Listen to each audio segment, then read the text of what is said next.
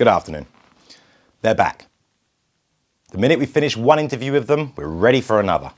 Why? Because this couple are so amazing they can balance their demands for privacy with dollops of commercialization and media-hungry antics, about which we're going to start our interview today. Meghan, Harry, welcome. Thanks, great to be here. You know, I think I'm in a really warm and compassionate environment, which really helps me speak my truth. Well, thank God it's not the truth, eh, Meghan? Oh, it's always amazing to be here. Let's start with your interview with James Corden, Harry. Oh, that was ages ago. I know, but so much happens, Harry, we can barely keep up with it all. It's almost like you endeavour to remain as relevant as possible with choreographed statements, painstakingly tempered by seemingly au naturel interviews and media interactions. Oh, thanks. Yeah, no, I think it's important to show that we're just normal people living normal lives. There was one moment, though, Harry, where you rapped, inaccurately at times, the opening musical theme to a 1990s sitcom starring Will Smith, The Fresh Prince of Bel-Air. Do you really think that was necessary? I was just trying to show I can be hip and down with the cool kids. Okay, Harry, but just ignoring how infantile that sounds for a second, do you not think that perhaps surfing this wave of interest you're afforded by trashing the royal image, in the end, will no longer be interesting? And the very thing that made you interesting will dissolve, and you'll be left instead with just your skills. Nah, you're being so negative. I mean, our popularity is going to go on, just like the Heart did in that Celine Dion song from the 1996 film Titanic.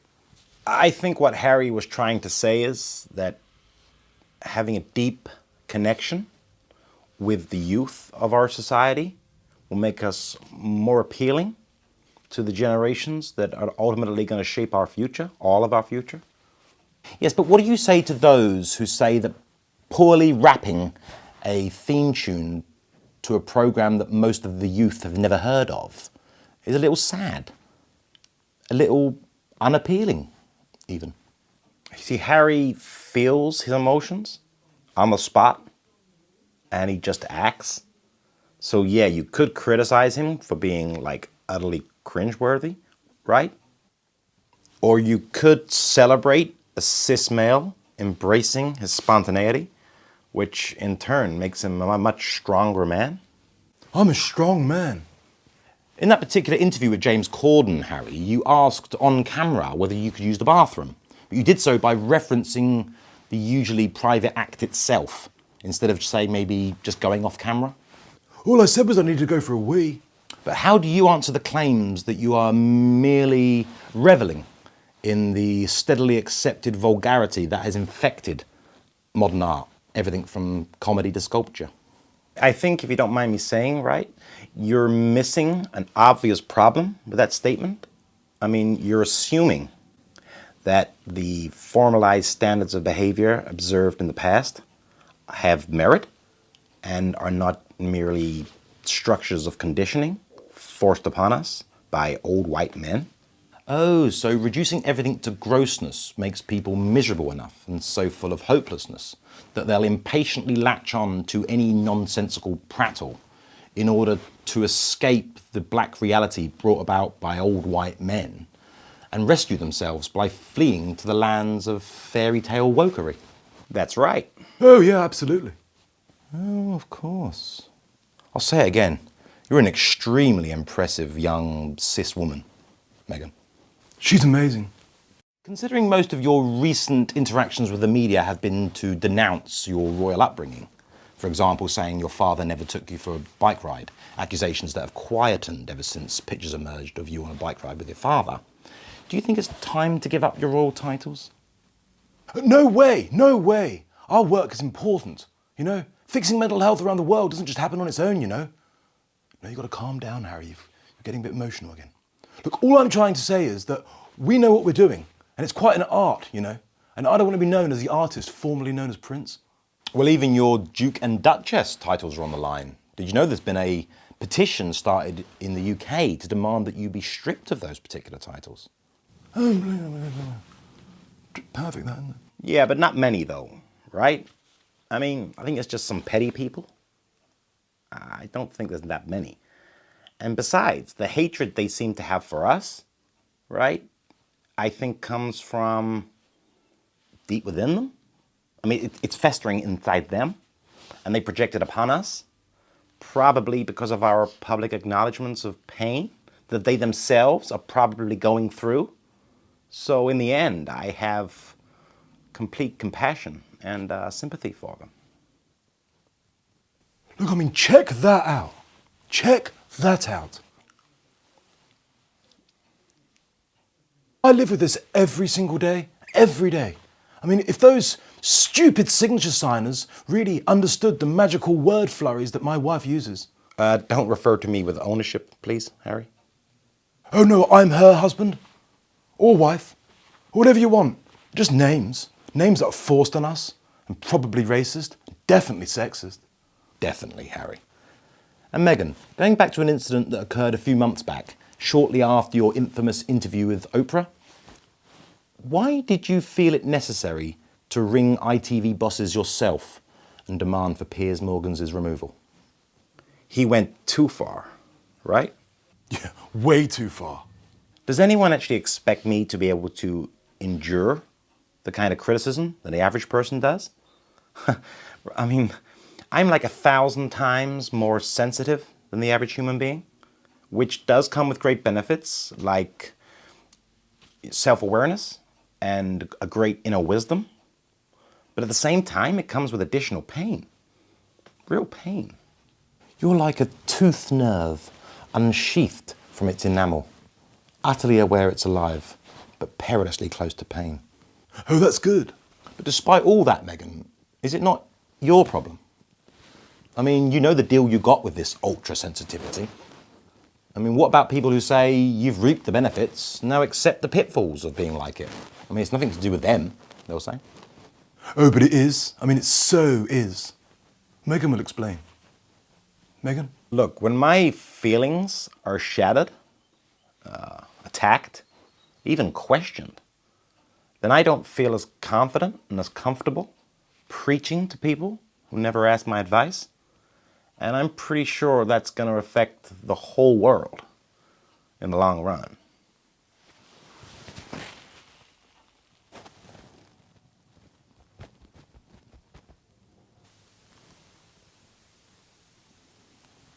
Can we continue with the interview? Just a sec.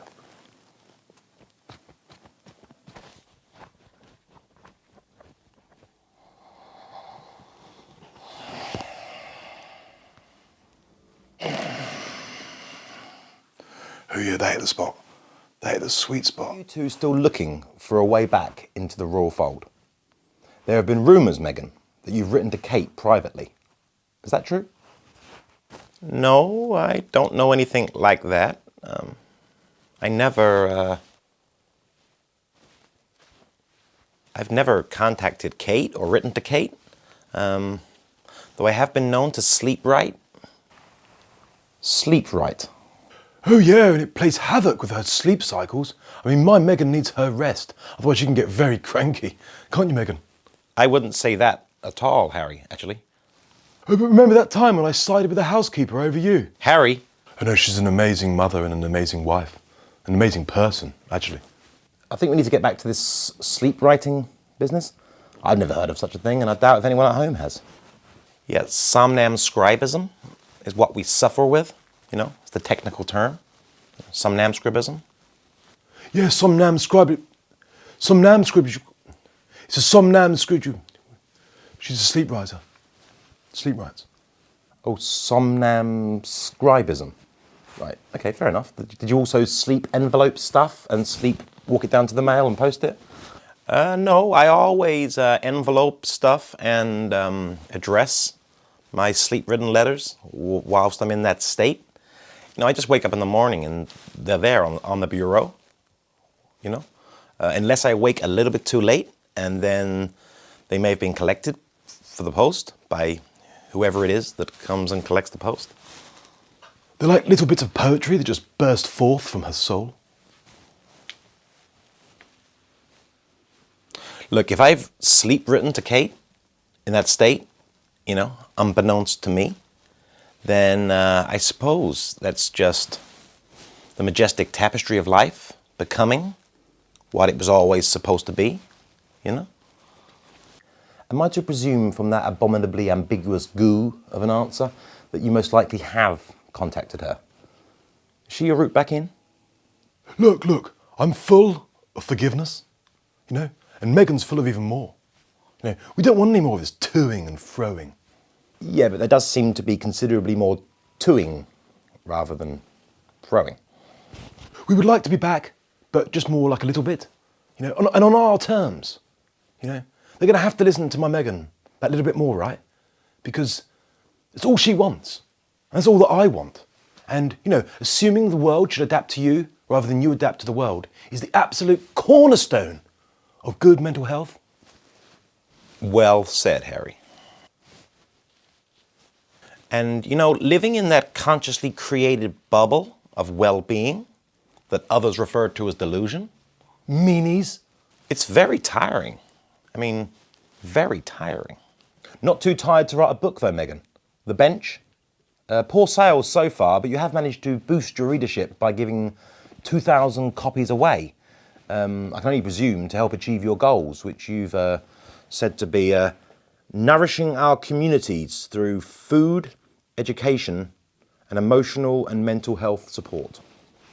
Genius. I mean, who on earth comes up with that? Yeah, not many, Harry. I mean, who would have thought? Nourishing communities through food. Just realised how rude I've been in not congratulating you on the arrival of your second child, a beautiful daughter named Lilibet. Thank you, thank you. Oh, she's amazing. She's amazing, actually. The choice of names caused a small amount of controversy, delightful as it is, as it's in honour of your grandmother, the Queen. Yet, considering you've spent the majority of your exile from the royal household bemoaning the treatment you received whilst there, was this just an ill-judged attempt to cosy back up to those you've shunned? Oh no, we haven't shunned them. No, not at all. We've just grown apart like the petals of a lily, you know? Space is our friend right now. Oh, so you do admit that by adopting an insufferable pomposity when making moral and political statements so vague that they vanish into the mists of meaninglessness, that you are rendering your situation with the royal family insoluble? No, I'm not admitting that at all, you know? I don't even know what those words mean. All I know is that A, Meghan's amazing. B, we've been treated so unfairly. I mean, really unamazingly. And C, I quite like being a prince and a duke. Oh, so you do like being a royal, Harry? You are reluctant to let the titles go? Look, our royal titles enable us to interact, right?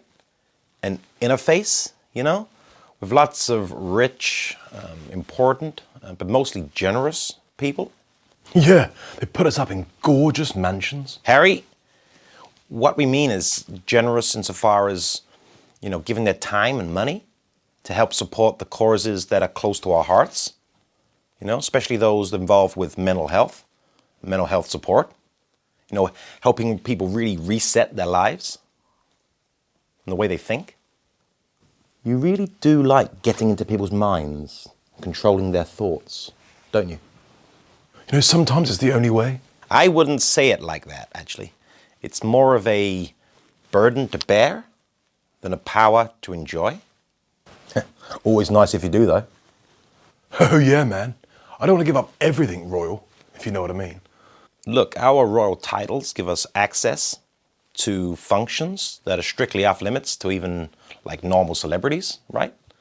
And besides, I mean, how do we know that people would still care about us, still be interested in us and what we stand for if we lost our royal titles? I mean, we'd lose our influence, which would be a small loss for us, maybe, but a big loss for others. It's a good point there, I tell you. It appears then you're attempting to straddle the middle ground by tossing chunks of raw royal meat to the hungry hordes of journalists 1 minute, and then whispering sweet nothings into the severed ear of the same institution the next. That may be a little bit too graphic, actually. I'd rather say that we are building a unified future by offering a compassionate and warm embrace with one hand, whilst taking a much-needed scalpel to the infected flesh with the other? Look, it's like if you buy a chocolate chip cookie. No, a chocolate chip muffin. No, a blueberry muffin. Oh yeah, that's it, just ride the wave, Harry, freestyle. What I've noticed is that you get it home at 10:30 and you think, I'm gonna tuck into that for 11s. But then you remember the muffin you had yesterday at 3:30 with a cup of tea. And you think, well, maybe I'll save it. Now, either way, you're punished. And there has to be a way around that problem. Otherwise, it's so unfair. Oh, I see, so you want to have your cake and eat it too. That's the dream. One of your friends, Meghan, has made a heroic leap to your defence recently, decorating you with gushing adjectives such as caring and wonderful, whilst claiming to have no idea why the press go after you. Why do you think the press go after you? Oh, because they're bonkers. I mean, what else could it be? The journalists that attack us are actually fewer than you might believe. And they just have a louder bark because they are resisting the inevitable changes that must come about, that actually are coming about. Finally. They resist the change, right? Because they refuse to let compassion into their hearts, fully, and surrender their will to the gusts of benevolence that are sweeping in. When you say sweet benevolence, are you referring to the pale, blanched banalities that call for a compassion that inherently insists that one hates themselves in the process? Yeah, they're the ones. It's called love, but some people still won't let love into their hearts, right? Instead, they just spew darkness in the forms of racism and climate change and insults on my character. The big three. But what about the journalists who say no? We're just holding you account for the rampant hypocrisy that defines your very existence, they may say. Well, I bet they wouldn't say that to my face. I'm a strong man. Very alpha. Yeah, they still see hypocrisy because they believe that the principles given to us by white men, by bigoted slave-owning homophobes, are okay and don't need changing. So they want to conserve what they already have. Did you hear that? Yeah, because they think they're winning, Hate is spread because of the old ways, and they feed on that hate, So of course they don't want someone like me coming around showing how we can work together and build a fairer, more tolerant future. I mean, why would they want that? They're winning now. Yes, but what if they say that that is utter hogwash and a flamboyant falsification of reality, wherein actually you're a pair of self-serving hypocrites who always intend to live at a level of opulence far exceeding those you proclaim to care about? I think that's just people using words, using lots of words in one go. They're not being clear and precise like my Meghan. And to be perfectly honest, so what if I live in a manner befitting my status as a truth bringer? I mean, what is it you expect, that I should slum it with the rabble and the hoi polloi? I mean, I would shrivel up in those circumstances, and the world would lose me. Look, I know why these terrible, terrible people criticize me for my so-called hypocrisy, but I really don't know why you would be carrying water for these ridiculous accusations. You really don't get it, do you? Oh, no, you completely misunderstand me. I'm as communist as they come. Wouldn't get any work otherwise. I was merely trying to coat your argument justifying your staggering hypocrisy in a sort of molten steel, making it stronger, showing that you can fend off any argument, however obvious and apparent it may be. Yeah, look, I overreacted. I'm sorry. I've just been under a lot of pressure. A lot of pressure. You are a sensitive soul, I know. Sensitive? My goodness, you don't even know the half of it. I mean, Meghan once punished me for a mistake I was about to make, way before it ever happened. I know, it's spooky. Last time you were here, we spoke a lot about mental health and mental health awareness and your somewhat ludicrous role in the global conversation on the matter. Ludicrous, of course, because neither of you seem very happy. Is that still your primary goal? Oh, is it? Oh, it definitely is. I'll explain why in a minute. Meghan? If we don't look that happy right now is because we're under constant assault at the moment. And don't worry about it. I mean, it'll pass. It'll change. And everything will be fine in the end. But, our happiness is being drained by vicious verbal attacks. I mean, have you seen some of the parodies on YouTube? Oh yeah, I know. Some of them took my breath away. I only have enough energy to be happy around like children and with well-wishers that follow us around the globe, right? That's it. Just for the children and my fans. But only if the camera's on, of course. If the camera's not on, then I've got to conserve my love. I mean, I've said it before, she's a big problem solver, She's come to show us the way. As we've learnt from history, those who have come to show us the way are always attacked at first. You say that your particular brand of mental health advice is helping to solve the big problems, but how do you respond to those who say it's actually just boneless drivel, which advocates self-absorption and emotional weakness? Rather than, say, concentrating on localised, achievable goals, whilst also adopting a critical approach to one's own behaviour, which is pillowed perfectly by the confidence accrued from achievement, thus mending the world from the inside out rather than the outside in. Who I'd say they're bigots. There's still a lot of bigotry around the globe. I mean, everyone needs to give themselves a mental hug once in a while. Not now, Harry. Well, that rather bizarre display of autotrophic love chemosynthesis brings us neatly onto our next question, Harry. Recently you said that Meghan pushed you into therapy and then immediately backtracked and said it was a slip of the tongue. Which one was it? I mean, can you really imagine me pushing anyone into anything? I can honestly say, Meghan, I have no doubt in my mind at all. I know, right? And Meghan just guided me towards the feelings that I used to run away from by ignoring them, resulting in that Harry, the old Harry. But now, I talk about my emotions and my feelings, I speak out about mental health, and I think we can all agree there's been a massive change since. There hasn't been a truer thing said this whole interview, Harry. Let's get back onto softer ground, shall we? You're a few weeks in to a 20-week holiday you're taking from, whatever it is you do. How is it that you relax and unwind as family? Oh, we just, write poetry together, and harmonise that way. Well, we don't actually write any poetry. Oh no, we don't actually write it, we just read it together, as a family. We've never read any poetry together either. Oh no, she's right, I wouldn't say we actually read poetry together. It's an excellent point she brings up there. Making your original statement, Harry, entirely false. Oh, you make a good point there, too. No, we do sometimes like to read nursery rhymes to the children before bed. Oh, it's my favourite part of the day. But you're eager to find out what happens, Harry. Some of it's pretty intense. Yeah, sometimes just something as simple as cooking together or doing some yoga. Yeah, that's really nice, That's my safe space.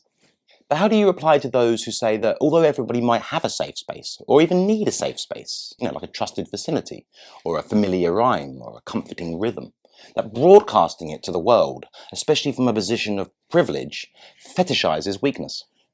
I'd say, go on, whatever, I don't care, I'm not interested. If I'm a snowflake, whatever, fair enough. You carry on living as thorns and thistles.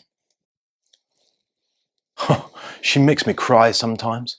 I mean, Meghan, if you were a snowflake, I'd pick you up, take you home, and I'd never let you melt. Oh my God. Oh my God.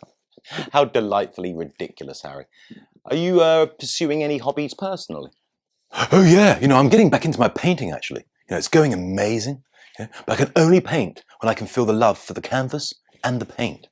Not just either, and certainly not neither. Oh, how cryptic of you, Harry. Come on, tell us more. Oh, when the love's flowing freely between the paint, the canvas, and myself, I can make things look almost like they look in real life. I don't think we should really be talking about Harry's painting.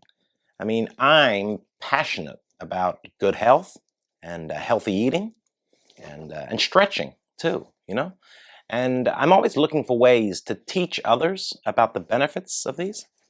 Oh yeah, interfering once again. Well, if need be. I mean, come on, look at her. She's very nearly 40.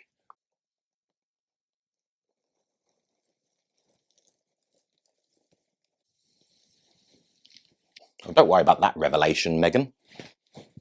I'm nearly 60. Oh, very impressive. Let me tell you the secret. Barbecues. Also, can we go back 1 second? I forgot to mention the birth certificate. We found out that baby Lilibet's parents are Rachel and Harry HRH. Why have you continued to use the HRH title, Harry, after being instructed not to back in January? Yeah. HRH. So what? I mean, do you even know what it stands for? His Royal Highness. No. See? Gotcha. Because actually it stands for her right hand, you know? I support my Meghan. I'm there for her. Our relationship isn't exactly as you'd expect. Sometimes I do as I'm told, and sometimes I don't. Don't I, Meghan?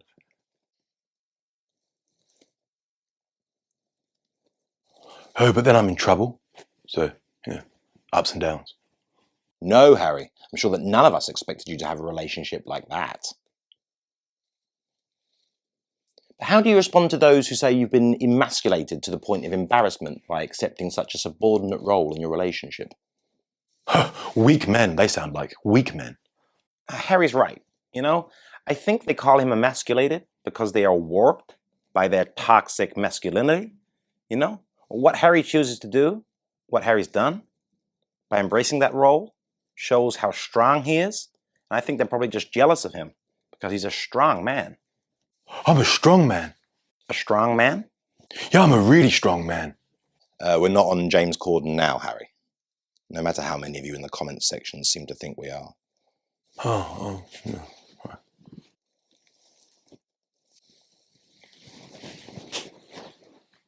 Tell us more about toxic masculinity, Meghan.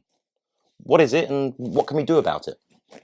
I'm really happy you asked that question, actually, because alongside racism, they are the root causes of all the problems going on now, White supremacy and toxic masculinity, right?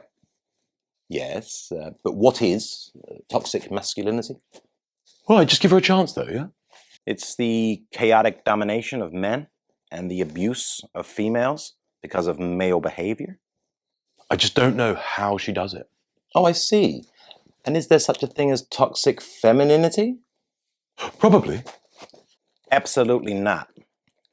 No, I'm not sure there is, actually, come to think of it. So to unify the world in perfect harmony, we lay the entire blame for all woe on one gender out of the many dozens that there are. And we disregard all enlightened achievements because they've been infected by toxic masculinity, as well as teaching all young boys that deep down they are potential abusers. That's right. And we're getting there. We're getting there. And we're just chipping away at an old granite block that just doesn't want to budge. You wish you could just rip out the old tired tree stump and start afresh with your ideas. Wouldn't it be wonderful? We can only dream. Some have claimed that by making a video about the presidential race during the run-up to the 2021 US election, indicated your support for a Joe Biden presidency. How do you think he's doing now he's in the job? Oh, excellently. We never gave explicit support. That's why I said indicated. Okay, that's fine. Can I just finish my point, please? Sincerest apologies. We never got involved in supporting a particular candidate last time, even though obviously there was only one possible choice for president. We just didn't get involved, because we are royal. Oh, we prefer to stay neutral, I do think we can say pretty objectively that he's doing his best and that he's a very compassionate man. I mean, clearly a very compassionate man. Particularly to the ladies. Oh, he has so much compassion. I mean, practically oozes out of him. That's why he forgets where he's going mid-sentence sometimes, He's getting choked on compassion. He's practically drowning in the stuff. Whereas his predecessor was completely bereft of compassion, And I think that's why things are so much better now than they were when his black heart inhabited the White House. But how do you reply to those who say that their life's no better than before, or even worse? Or to those who say, why are there no statistics to back up your claims that things have got so much better? Statistics are racist. But statistics are an inert concept in the general sense, Harry. They're just abstract possibilities or potentialities. That is, until their cloth is stained by a specific coloured dye, giving them concrete precision and the ability to evoke. But at that point, they become a statistic. Some statistics, if you let me finish, some statistics are racist. So how do you square claiming to be politically neutral in the first few lines before bombarding us with a barrage of judgments on US politics the next? Pointing out where compassion lies, where compassion is, where compassion rules, that's not a bombardment, right? That's a truth. But it can only be seen by some.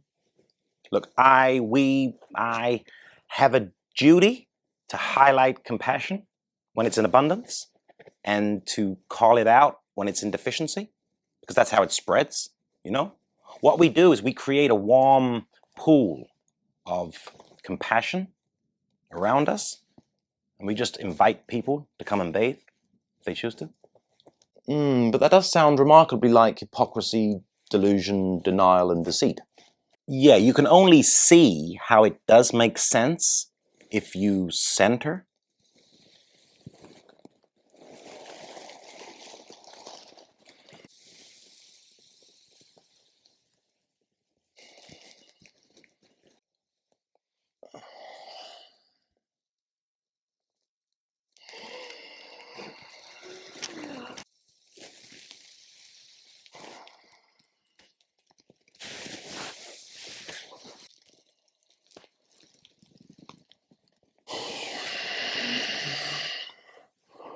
Oh my God, I feel centered. Are you in any way concerned that your recalibration of the sensible world into a woke, molested monstrosity will have dire consequences if adopted by too many impressionable youths? Such as? Just what are you getting at? Oh, it's merely a hypothetical question. Oh, right, yeah. Hypothetical? I see. I'm still gonna need an example, please. I can't think of any dire consequences. Oh, emotional elicitations trumping logical reasoning, embracing victimhood over accountability, demanding charity be given rather than giving charity, encouraging us to live in a global community rather than a local one, and cultivating a desire to be looked after, which will inevitably lead to the eradication of personal freedom. I'm really not sure I see your point. Emotions create a compassionate world, logical reasoning creates a bigoted one. And yes, if you're a victim, you should definitely speak out. There are lots of victims in the world. Are you saying that victims who are victims shouldn't speak out? That wouldn't be very logical, would it? That is, if everybody adopts the same definition of victim as you. Huh, yeah, like there's more than one. And we should definitely be living in the global world, That's where the future is. We should be protesting and demanding changes are made on a global level. But at the same time, we should be banning protests that protest for the wrong things. Don't get me started on that. Oh, yeah, don't get her started. Whew. And do I think we should be looked after? Yeah, I think we should. I think we all deserve that, And if that means surrendering a few basic personal liberties, so be it. Oh, don't get us wrong. We know it's a really important thing, actually a really dangerous thing. So I think we should be careful and just trust the experts, only trust the experts. Yeah, the experts, Only trust the experts. Does it concern you at all that some people may not share your vision? That they might rather like being free, no matter the ubiquitous undulations of fortune that it undoubtedly brings? Look, I want to be kind, but come on. They're clearly mad. That's the yardstick I go by. They don't listen to my Meghan, then they're not worth listening to. Look, personal liberty and freedom, it's had its go, okay? It failed. What did it produce? Sexism, racism, and any other numbers of systematized privileges that favor straight white men? Yes, but also a longer lifespan, less hunger, and the ability to pursue happiness, knowledge, and self-discovery. Yeah, but for who?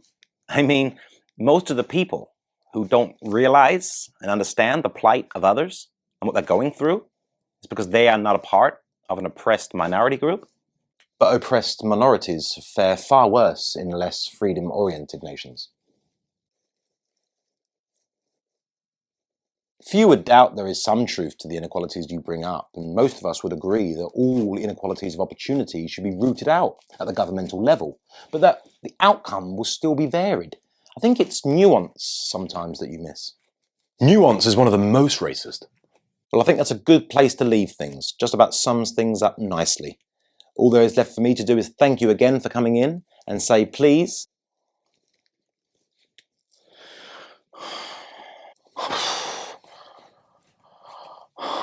come back in and see us again. I think I've upset them this time.